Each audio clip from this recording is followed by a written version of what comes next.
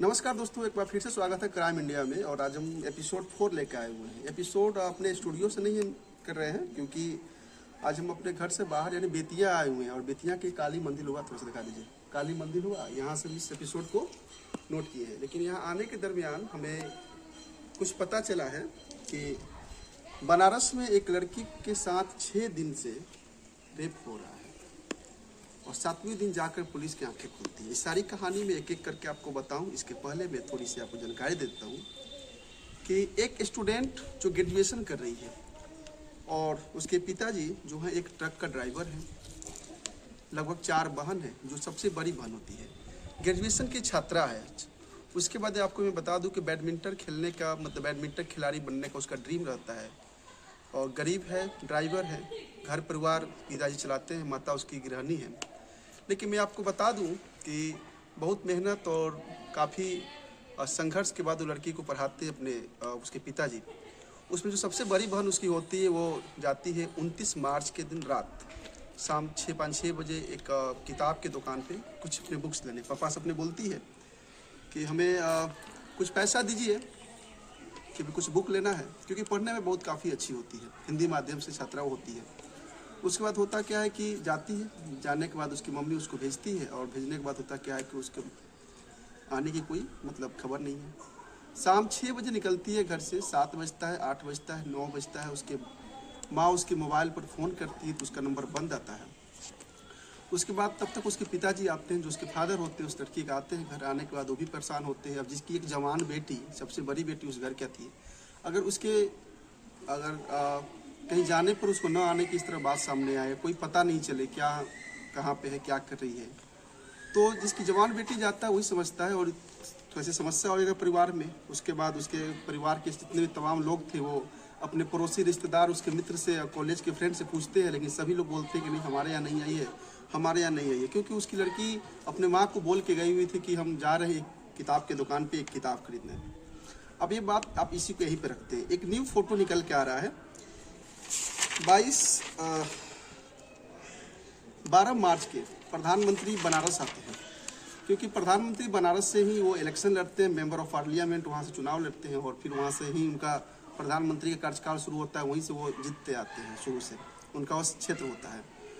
तो उनको जब भी समय मिलता है प्रधानमंत्री को तो एमपी आते हैं। और आने के बाद क्या होता है कि हालांकि बनारसी आपको उत्तर प्रदेश में पड़ता है, तो फिर वहाँ एमपी नहीं, यूपी उत्तर प्रदेश में पड़ता है, तो फिर वहाँ के जो भी तमाम हायर अधिकारी जो हो गए, वहाँ के मुख्यमंत्री आदित्यनाथ हो गए, वो सभी को मिलते हैं। ठीक वैसा ही होता है। 12 मार्च को जब प्रधानमंत्री बनारसी आते हैं, अपने कुछ समय में से निकाल के घूमने आते हैं, अपने क्षेत्र को देखने आते हैं, वहाँ के लोगों से मिलने आते हैं, वहाँ के लॉ एंड ऑर्डर को समझने आते हैं, तो उसमें होता क्या है कि वहाँ सबको समय तो देते ही हैं। वहाँ के जो मुख्यमंत्री है उत्तर प्रदेश की योगी आदित्यनाथ, उनसे भी मिलते हैं, सभी से मिलते हैं। लेकिन एक समझने वाली बात होती है कि उत्तर प्रदेश के एक पुलिस ऑफिसर होता है, उनसे वो मिलते हैं। और मैं बता दूं कि पुलिस ऑफिसर वहाँ के कमिश्नर होते हैं उत्तर प्रदेश के, उससे मिलते हैं और काफ़ी ज़्यादा समय उनके साथ खड़े होकर बातें करते हैं, जो फोटो के माध्यम से आप भी देख रहे हैं। तो एक ये बात अपने आप में बहुत मायने बात होता है कि अगर कोई प्रधानमंत्री आए तो उनको एक पल सेकंडों का हिसाब देना पड़ता है, कहाँ क्या उनको पूरे शेड्यूल एक प्लानिंग के साथ होता है। लेकिन अगर प्रधानमंत्री जब एयरपोर्ट पे आते हैं बनारसी में और फिर वहाँ पे सभी से मिलने के बाद किसी कमिश्नर के साथ खड़े होकर एक लंबे समय बात करते, तो हो सकता है कि ज़्यादा कुछ बड़े स्तर की कोई बात हो रही है। बात क्या हो रहा था मैं आपको बता देता हूँ। प्रधानमंत्री के ही स्टेटमेंट था कि जो मैं सुन रहा हूँ इसके बारे में आप लोग क्या कर रहे हैं। एक लड़की जिसको 5-6 दिन से लापता लापता का खबर मिलती है, उसके बाद पता चलता है कि उसके 6 दिनों से लगभग 23 लड़के उसके अलग अलग तरह उसको रेप करते हैं, अलग अलग जगह पर ले जाते हैं, कहीं होटल में, कहीं कैफ़े में, तो कहीं किसी रूम में। तो इसके लिए आप करते क्या कर रहे हैं, वो पुलिस कमिश्नर से बातें पूछते हैं। उससे पुलिस कमिश्नर बोलते हैं कि सर इसको जल्द से जल्द हम लोग इसको मतलब इस केस को हम लोग बहुत ज़्यादा जांच पड़ताल करते हैं। तो बोलते हैं कि इसमें जो भी दोषी पाए जाएंगे उनको कड़ी से कड़ी आप लोग सजा दिलाइए, और उनको मतलब जो दोषी है उनको कड़ी से कड़ी उनको सजा मिलनी चाहिए। अब सोचिए कि अगर किसी देश के प्रधानमंत्री अपने संसदीय क्षेत्र जहाँ से वो जीतते आते हैं वहाँ पे पहुँच रहे हैं और किसी मैटर पे बात कर रहे हैं, तो अपने आप में बहुत बड़ी ये बात हो गई कि एक प्रधानमंत्री इस चीज़ को अगर बात कर रहे हैं तो किस उस राज्य का जो मुख्यमंत्री हो गए, वहाँ के जो भी पुलिसकर्मी जो वहाँ के जो भी मतलब वहाँ कमिश्नर जितने भी मतलब प्रशासनिक लोग हो गए उन लोगों का क्या सिस्टम है, वहाँ उस राज्य का लॉ एंड ऑर्डर के बारे में जहाँ के मुख्यमंत्री समझते हैं उनको क्या। तो ये सारे सवालें इनके ऊपर निशान साध रहा है। लेकिन प्रधानमंत्री फिलहाल इस जगह से जीते हुए हैं चुनाव, तो फिर उनको भी इस चीज़ को directly as a member of the parliament के नाते भी ध्यान देनी चाहिए, बिल्कुल दिए ही। अब इस कहानी को मैं यहीं पर रख देता हूँ क्योंकि प्रधानमंत्री उस पुलिस कमिश्नर से मिले और मिलने के बाद वो सारी बातें उनसे बात किए जो मैं आपको यहाँ तक बताया, इस फोटो के माध्यम से आप देख रहे हैं। अब बात आता है जब 29 तारीख को, जैसे मैं आपको पहले बताया कि जब उनकी लड़की जब गई थी कलम खरीदने अपनी माँ बुक खरीदने अपनी माँ से पैसा लेकर, तो जब उसके फादर हैं जो ट्रक ड्राइवर थे, जब उनके परिजन आए तो सभी लोग जाते हैं पुलिस के पास, जिस थाना का नाम होता है लालपुर थाना। वहाँ पे जाते हैं और जाने के बाद क्या होता है कि पुलिस जो वहाँ पे थानाधिकारी जो होते हैं उस थाने में जाकर बोलते हैं कि साहब मेरी बेटी पिछले 4 घंटा से लापता है और उसके बारे में कोई खबर हमको मिल नहीं रहा है, हम सभी लोग परेशान हैं। हमने उसके जितने भी अगल बगल रिश्तेदार, जितने फ्रेंड्स, जितने इस कॉलेज के फ्रेंड थे, अपने निकलवारों जितने भी लोग थे नज़दीकी को सभी समय पता किया, लेकिन उसके बारे में कोई सूचना हमें नहीं मिल रहा है। तो पुलिसकर्मी उसको बोलते हैं कि आप चिंता मत कीजिए, आप एक FIR नोट करा दीजिए अपनी लड़की के गुमशुदगी का, और फिर उसके बाद हम उसके बारे में पूर्ण रूप से जानकारी लेकर आपको बताते हैं। आप चिंता न करें, आप घर पे जाएं और अपने रिश्तेदारों से और पता करें ताकि आपकी लड़की को सुरक्षित आपके पास पहुंचा देंगे। 29 तारीख के रात समझ सकते हैं कि जिस माता पिता, जिस परिवार की सबसे बड़ी लड़की अगर गुमशुद हो, जिसकी अता पता नहीं हो, जिसका फ़ोन नहीं लगे, मोबाइल बंद आ रहा हो, उसके ऊपर क्या बीतता होगा। खैर 29 तारीख भी बीतता है। 30 तारीख की सुबह फिर वो उस लड़की के जो मामा होते हैं, मौसा होते हैं, जितने भी रिश्तेदार होते हैं, सब उसके घर पे आते हैं और वो बनारसी के उसके घर के अलग अलग जगह पे थाने जो भी रोड है, जो भी मतलब उस तरह जगह है, सभी जगह जाते हैं वो लोग, किसी होटल में, किसी कैफे में, सब जगह जाते हैं कि पता नहीं मेरी लड़की कहीं मिल जाए। लेकिन सारे रोड पर उनको कुछ मिलता नहीं है, खाली हाथ लौट के आते हैं। आते समय फिर उनके पिताजी उसी लालपुर थाने में जाते हैं जहाँ पे उन्होंने 29 तारीख को, यानी एक दिन पहले 30 को जाते हैं, 29 तारीख को उन्होंने जहाँ पे FIR कराया था। FIR कराने के बाद फिर पुलिस वही बात बोलती है कि आप एकदम निश्चिंत रहिए, पुलिस अपना काम कर रही है। और फिर आपको क्या होता है कि आपको जल्द से जल्द इसके बारे में सही जानकारी मिलेगी, चिंता ना करें। अब तो पुलिस ये बात बोल के टाल दे रही है।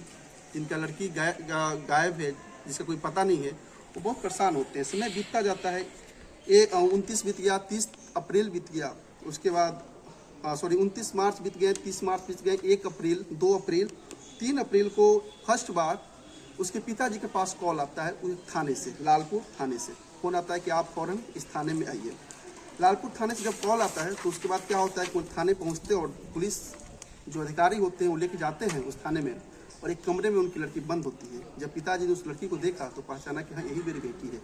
पिता काफ़ी खुश हो जाते हैं। खुश होने के बाद वो बोलते हैं कि साहब धन्यवाद, मेरी लड़की हमको मिल गई, हम लोग बहुत परेशान थे। लेकिन पिता की जहाँ एक तरफ खुशी थी कि लड़की हमें हमारी सही सलामत मिल गई, वहाँ पर उनको थोड़ा सा निराश भी था क्योंकि लड़की एक नशे की हालत में थी। पुलिस भी बोलते हैं कि लड़की हमें रोड पे मिली है और ये नशे की हालत में, इसको ले जाइए अपने घर, इसको ठीक कराइए, इसको इलाज कराइए। अब 4 तारीख को पुलिस थाने से लड़की घर आती है। 5 तारीख के दिन पूरे दिन वो नशा बेहोश रहती है। 6 तारीख को थोड़ा थोड़ा उसका नशा उतरता है। नशा उतरने के बाद क्या होता है कि उसके पास उसके भाई, उसके कजन, उसके जितने भी रिलेटिव थे, उतने फैमिली मेम्बर थे, सारे लोग वहाँ पे अवेलेबल होते हैं, अगल बगल लड़की के घेरे हुए रहते हैं। घेरने के बाद होता क्या है कि वो लोग मतलब देखते हैं कि हमारी लड़की ठीक है, कब होश में आता है उससे बात करते हैं, लेकिन कुछ लड़की बताने की मतलब स्थिति में नहीं होती है। लेकिन 6 तारीख को जब उसको थोड़ा थोड़ा होश आता है तो सबसे पहले अपने अगल बगल कुछ मेल को देखती है, मतलब किसी मेल समझ सकते हैं, किसी लड़के को देखती है। जब लड़के को देखती है तो आप उसके भाई, उसके कजन होते हैं, फिर भी वो डर जाती है, चिल्लाने लगती है। वो बोलती है कि उसको हमसे दूर करो, दूर करो। उसके घर वाले देखते हो सकता है कि किस सदमे में, मतलब लग रहा है कोई सदमे के शिकार हुई है। क्यों आज तक अपने भाई, अपने कजन, अपने जितने भी चाचा, फादर, जितने भी लोग थे, जेंट्स लोग, मेल लोग, उनको देख कर वो मतलब डरती नहीं थी, इस तरह कोई बात नहीं था। लेकिन वो लोग थोड़ा समझाते हो जाते हैं। लेकिन हाँ, वहीं पर जब उसकी महिला कोई आती है घर के, जैसे माँ हो गई, बहन हो गई, मौसी हो गई, फुआ हो गई, इस तरह कोई आता है उसके घर पे, चाची हो गई, तो फिर वो लड़की नॉर्मल होती है। उसके बाद उसकी माँ को अपने सारी बात बताती है, पूछती है माँ कि तुम ऐसा क्यों कर रही हो, जब कोई तुम्हारे भैया आ रहे हैं तुम तुमसे क्यों चिढ़ जा रही हो, इस तरह बिहेव उनके साथ क्यों कर रही हो। तो बताती है, रोते हुए बताती है कि माँ 29 तारीख के दिन से जब जब मुझे होश आया है, न जाने मुझे कितने लोगों ने मेरे साथ गलत काम किया है, रेप किया है। अब जब रेप के बाद वो सुनती तो उसकी माँ मतलब उनके पैरों तले ज़मीन खिसक जाता है। उसे बताती है कि 29 तारीख से और पिछले 3 तारीख तक हमारे साथ कितने लोग ने रेप किया है, हमें इसके बारे में कोई अंदाज़ा नहीं है। और जब जब आंखें खुला है तो वहाँ पे बहुत से आगे मतलब कोई ना कोई लड़के खड़ा थे और मतलब मेरे साथ कुछ ना कुछ हो ही रहा था, और फिर वो लोग हमें कुछ खिला दे रहे थे। सारे लोग परेशान, परिवार के जितने लोग खुश थे उससे ज़्यादा लोग दुख हो गए। फिर उसके पिताजी करते क्या है, नेट उसी 4 अप्रैल को उसके पिताजी 7 अप्रैल को उस लड़की को स्टेटमेंट के अनुसार जाते हैं उस लालपुर थाना में, और वहाँ पे जाकर वो एक बोलते हैं कि साहब आपने हमारी बेटी तो दे दी, लेकिन उस बेटी के साथ जो कहानी हुआ तो हमें आप नहीं बताएं। पुलिस तभी पुलिस कुछ एक्शन नहीं लेती है। न लेने के बाद बताते हैं कि देखिए हमारे लड़की के साथ गैंग रेप हुआ है और इसके बारे में उसके न्याय चाहिए। अब पुलिस यहाँ पे बहुत जगह नाकाम साबित हो रही है, बनारसी पुलिस। जब सबसे पहले अगर बात कर लिया जाए तो जिस दिन लड़की को 4 अप्रैल को जब पुलिस उसको अपने लिया अंडर में, तो उसमें सबसे पहले उसका मेडिकल कराना चाहिए था, क्योंकि लड़की नशे की हालत में थी, लेकिन ऐसा पुलिस कुछ कराया नहीं। उसके बाद जब FIR हुआ था तो 1 से लेकर और 4 तारीख तक पुलिस ने कोई एक्शन नहीं लिया। जो लड़की 4 तारीख को रोड पर मिली, निश्चित रूप से पुलिस उसके बारे में कोई जाँच पड़ताल नहीं कराया। अब बात ये आता है कि 23 जो लड़के को नाम रख रही है, लड़की बता रही है कि 29, ये तो पुलिस आपको थाना में उसके पिताजी जाकर जो लिख दिए कि हमारे बेटी के साथ में 23 लड़के ने अलग अलग सब जगह पर रेप किया है, उसकी बेटी के स्टेटमेंट था। लेकिन जब पुलिस को ये जब केस मिलता है तो 5 तारीख के बाद से 12 तारीख को जब प्रधानमंत्री आते हैं और वहाँ के पुलिस कमिश्नर, जो बनारसी के पुलिस कमिश्नर होते हैं, उनसे बताते हैं, तो ये केस हाईलाइट होता है। समाज में देखा जाता है जिस मुद्दे के पीछे अगर मीडिया या डिजिटल मीडिया हो या डिजिटल मीडिया हो या प्रिंट मीडिया हो, जिसके पीछे अगर ये लोग भाग रहे हैं, जिसको हाईलाइट जो समाज कर दिया, मीडिया सब कर दिया, उसी के ऊपर प्रशासन में आजकल ध्यान दे रहा है। नहीं तो ऐसे अनजाने कितने ऐसे रहस्य हैं, जो राज हैं, जो कहानियाँ हैं, जो ऐसे कितने क्राइम हैं दब जाते हैं। अब पुलिस उसको लड़की को बुलाता है थाने में और उसके बाद उसको पूछता है कि तुम्हारे साथ होता क्या है, तो कहानी बताती है लड़की। तो 29 तारीख के दिन जब मैं एक किताब स्टॉल पे गई थी, बुक स्टॉल पे, जहाँ हमारी माँ हमको पैसा दी थी किताब खरीदने के लिए, वहाँ पे मेरा एक दोस्त होता है जिसका नाम होता है राज विश्वकर्मा।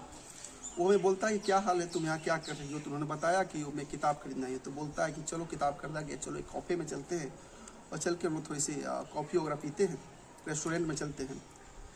तो ठीक है चलो, उसके साथ बहुत पुराने कॉलेज का फ्रेंड था, तो चली गई। जाने के बाद जब उसको होश आता है तो एक रूम में बंद रहती है, और फिर जब से जिस तरह उसके होश आता है तो रूम तो चेंज होता ही है। जैसे मान लीजिए कि जिस रूम में उसको होश आया, फिर अगले जब होश आने वाला है दूसरे रूम में लड़की रहती है, लेकिन साथ में कभी उसके कॉलेज के कुछ फ्रेंड, तो कभी उसके पड़ोसी के कुछ लड़की, तो कभी ये राज विश्वकर्मा, इसी में तमाम ऐसे लड़के उसके सामने आते गए, कुछ का नाम उसको पता नहीं है। इस तरह तमाम लोग उसके साथ रेप करते चले गए।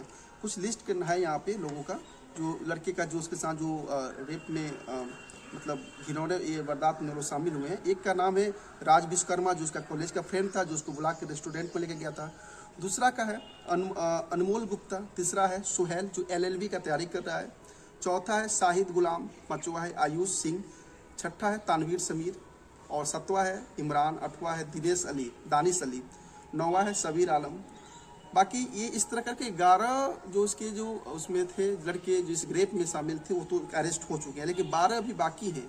और बनारसी पुलिस जब कमिश्नर नरेंद्र मोदी PM जो जब कमिश्नर से मिले और केस के ऊपर बोले कि आप अच्छी तरह से जानकारी इसको जांच कीजिए, और इसको जो भी इसमें मुजरिम है, जो भी इसमें मतलब पकड़े जाते हैं, उसको कड़ी से कड़ी उसको सजा दिलाया जाए, तब जाके बनारसी पुलिस इस केस को अच्छे से जांच कर रही है, तब जाके इस चीज़ को मीडिया में आया। मेरे कहने का मतलब ये है कि अगर आज के समय में सबसे पहले तो प्रशासन की या भारत या दुनिया के किसी भी कोर्ट में अगर जाएं, अगर इस तरह कोई सामने आता है, तो सबसे पहले जो विक्टिम है उसके और जो एक क्राइम जो होता है, दोनों का अगर DNA जांच करा दी जाए तो फिर कोई भी केस आसानी से सुलझ सकता है। लेकिन पुलिस ने 4 तारीख को मिलने के बाद 5 तारीख जब उसको फिर पिताजी गए, उसके जो लड़की थी उसके स्टेटमेंट दिए, उसके बाद भी उसको किसी तरह का DNA टेस्ट, मेडिकल कुछ पुलिस ने नहीं कराया। लेकिन अगर प्रधानमंत्री और तमाम ऐसे जो सोशल मीडिया के चलते इस चीज़ को जो हाईलाइट किया गया है, तो शायद पुलिस इस पर भी ध्यान नहीं देती। तो ऐसी पुलिस करती क्या है, सवाल एक ये भी उठता है। क्या पुलिस उन्हीं मुद्दे पर काम करती है जो मुद्दे आज के समय में सोशल मीडिया पर चमक रहे हैं? क्या पुलिस उन्हीं के साथ देती है जो अच्छे बड़े बड़े घर से आते हैं, उनके साथ कुछ होता है तो? एक साधारण परिवार की लड़की, एक ड्राइवर की लड़की के साथ इस तरह बर्दाश्त हो गया। और इसमें बनारसी पुलिस, जहाँ उत्तर प्रदेश, पूरे भारत के जहाँ मुख्यमंत्री उत्तर प्रदेश से हैं, वहाँ की योगी आदित्यनाथ हिंदू के लिए इतना मतलब सही कामों के लिए बहुत अच्छे जाने जाते हैं कि कोई भी एक्शन बहुत हार्ड लेते हैं। वहाँ की पुलिस प्रशासन की एक करतूत रवैया सामने आया कि एक प्रधानमंत्री को अपने संसद क्षेत्र में आकर और फिर उनको ये बात बोलना पड़ा। बहुत शर्मनाक बात है। आगे जो भी इस केस से रिलेटेड अपडेट आएगा मैं आपको ज़रूर मैं दूंगा। और ये कहानी बेतिया के काली मंदिर से मैं शूट कर रहा हूँ। हमारे बड़े भाई अजीत कुमार छोटू इसको रिकॉर्ड कर रहे हैं।